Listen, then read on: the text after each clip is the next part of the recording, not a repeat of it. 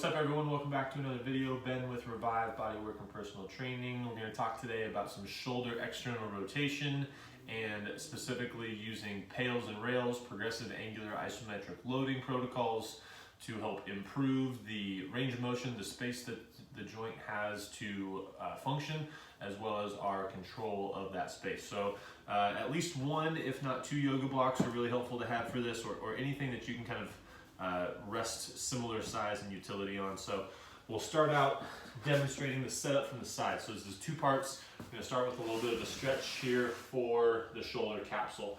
So I like to go a little bit above what my passive range of motion actually is. So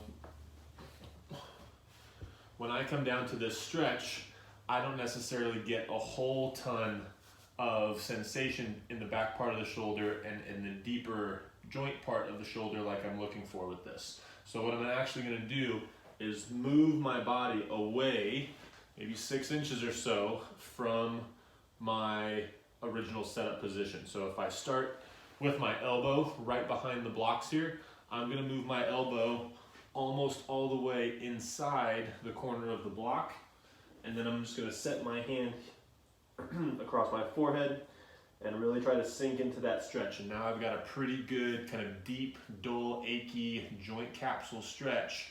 It's not coming in through the tissues, it's not going up into the back, staying localized right in the joint capsule itself. That's what we're looking for.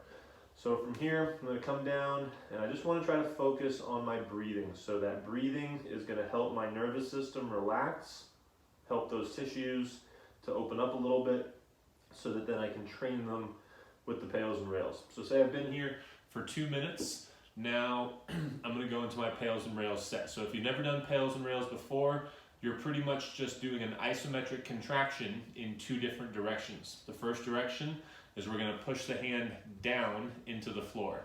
So if you imagine going from here, I'm pushing my hand, so I'm trying to drive my hand down through the floor.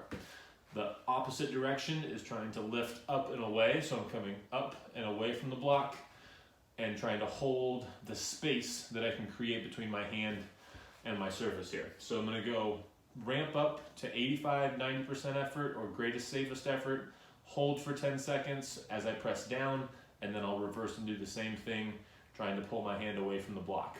My elbow is going to stay in contact with the floor the whole time, and I want to try to keep the rest of my body nice and tight or irradiated with full body tension while I go through the set. So here we go. Take a deep breath in, squeeze the belly, pull it away from the floor, squeeze the glutes, and now start to push the hand down into the block. 30% effort, increase to 50% effort, increase to 75 to 85, or our greatest safest effort, hold 10 seconds.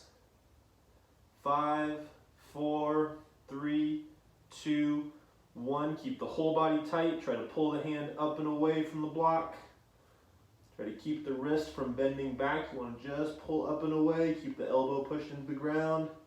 And hold. Keep holding. Squeeze that elbow down. Keep that hand away from the surface. 5, 4, 3, 2, 1. And relax down. Okay, so you can do this in a couple of consecutive sets with a little 30-second break. You can go for a little bit longer stretch in between your sets, but definitely start with that 2-minute stretch. Go straight into 10 seconds on the pails pushing down and rails coming up. All right, so give that a shot. Hope that helps with your shoulder external rotation.